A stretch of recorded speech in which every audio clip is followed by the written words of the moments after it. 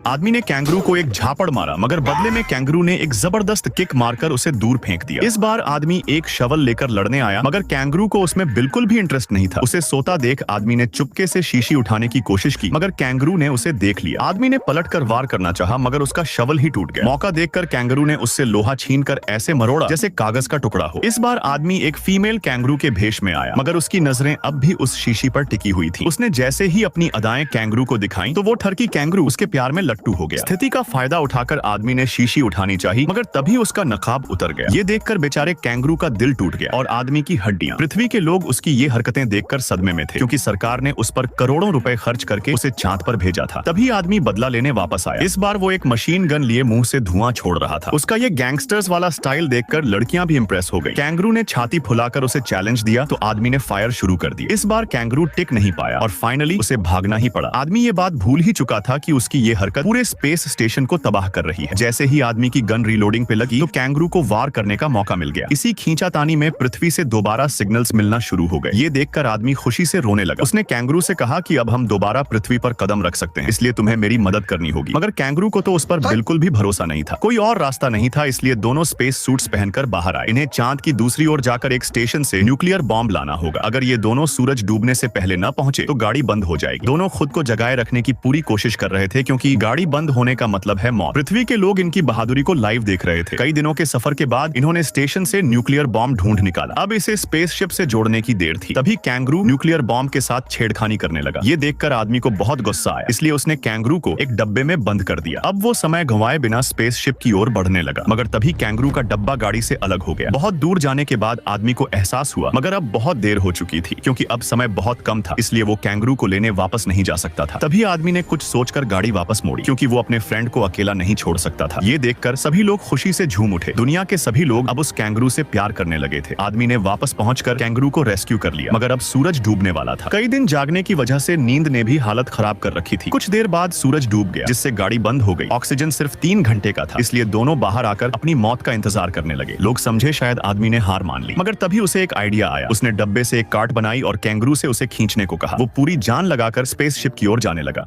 आदमी ने कैंगरू को एक झापड़ मारा,